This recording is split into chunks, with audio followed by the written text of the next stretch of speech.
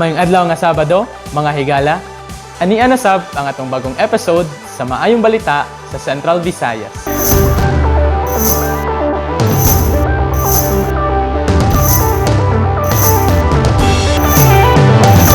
Og para sa atong unang istorya, ania ang Maayong Balita sa Cebu. Malipayon nga gipaambit sa Philippine Drug Enforcement Agency 7 ug Police Regional Office 7 ang mga positibong kalambuan nga napupo sa gobyerno sa nagpadayon sa gubat niini batok illegal nga drogas. We are very happy because for the year 2022, daghan po tag mga na-clear na barangay. So when we talk about clearing barangays, this is under the Barangay Drug Clearing Program.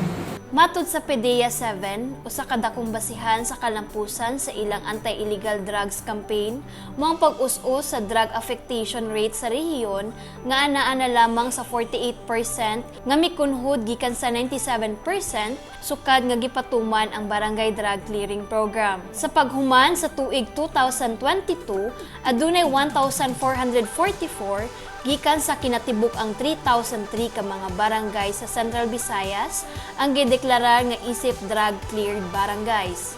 Anaa na usab sa 116 ka mga barangay ang giila nga isip drug-free barangays. Ang PRO 7 ni pamatuod usab sa kalampusan sa kampanya batok illegal nga drogas tungod sa daghang operasyon kundiin anaa sa 6,260 anti-illegal drugs operations ang gipatuman sa tuig 2022. Kini miresulta sa pagrecover sa illegal nga drogas nga ang kinatibuk ang kantidad anaa sa 1.3 milyon ug pagdakop sa 8,106 ka mga illegal drug personalities sa susamang tuig.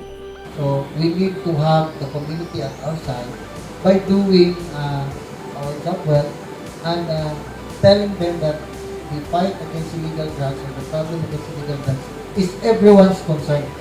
Alang sa Maayong Balita sa Cebu, ako si Beth Parcon.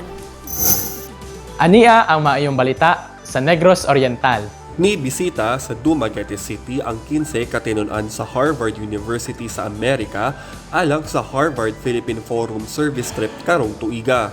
Tumong niini na masinati ang kultura sa mga Pinoy pakigpulong sa mga kabatan-unan og local leader ug aron makatabang sa pag-promote sa edukasyon ug oportunidad na makatuon sa Amerika. Naminaw sad sila sa mga local issue na pwede masolusyonan pinaagi sa pagpahigayon og mga programa sa ilang umalabot pa na service trip sa Pilipinas. But we are hoping that through this service trip, we'll gather more insights about the issues important to Filipinos, and that way we can discuss for ourselves how we may take action to help them with this. Tinguha sab sa ilang pagbisita nga makamugna og linkages sa mga local stakeholder alang sa ilang future activities. We hope to and expect to have long-lasting partnerships with Suleiman in the future. So in that way, the mentorship program that we're beginning now, we can ensure based on the vitality of these connections, we'll be able to endure, but should there be another incredibly disruptive force in the future. Gikalipay sa mga tinunan gikan Harvard ang ilahang pagbisita sa Dumaguete. And it's been a very invaluable experience just to be able to meet with these students and mentor them and teach them about our own experiences. Alang sa Maayong Balita sa Negros Oriental, ako si Ray Anthony Lamotan. Para sa Sikihor, paminawon nato ang ilang maayong balita.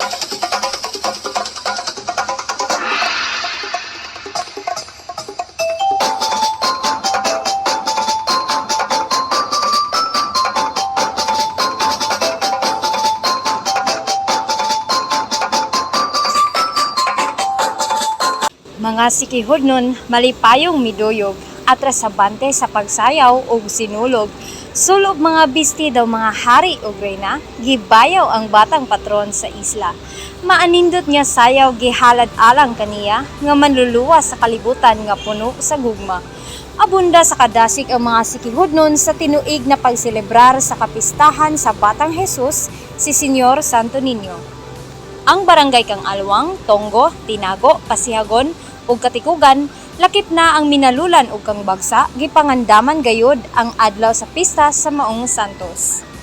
Nagdasok ang libuhon ka mga deboto ni Senyor Santo Niño, sulod ug gawa sa kinadak-ang kapilya sa Katoliko sa tibuok Sikihor, ang kang Alwang Chapel. Ang uban kahuman sa pagpamiesta, nagpasalamat sa grasya o kapiskay sa lawas, pinaagi sa pagtambong sa misa, pagdagkot og kandila ug pag-uban sa prosesyon.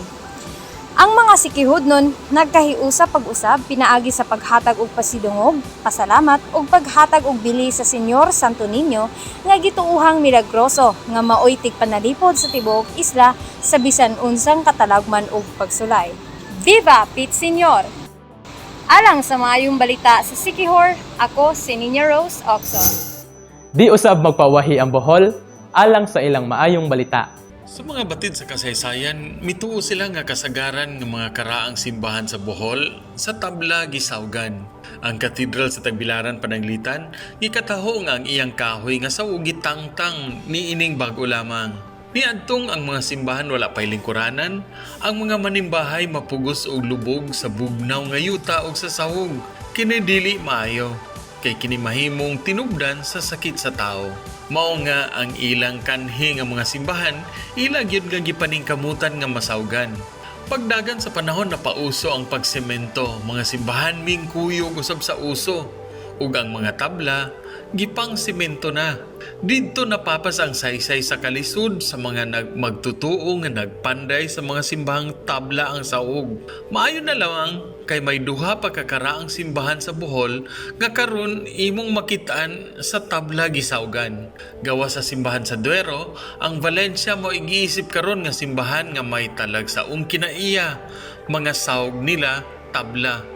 Kumbinsido karon ang mga katawhan nga ipatunhay ang bahandi sa ilang simbahan. Ang among simbahan, gusto na mo nga magpabilin siya inani nga wood. Kay isa is ang unique, ang design o niya. Since nga natawo ko diri sa Valencia is inani na jud siya ang style. O niya, pila na ka years nga nag-celebrate hantod karon. Nagpabilin gyapon siya nga na nakastay pero naiuban nga nadamis tungod sa kapinakakaraan na o niya love gyapon na mo ang church. Gikan sa Valencia, Bohol alang sa maayong balita Central Visayas, kini si Ray Anthony Chu, PIA Bohol. Nalingaw ra ba mo sa atong episode today? Aduna ba mo'y nakatunan ni ini? Comment below sa istorya na inyong naganahan o mag-uban na punta alang sa maayong balita sunod simana. Alang sa dugang detalye, bisitaha ang musunod.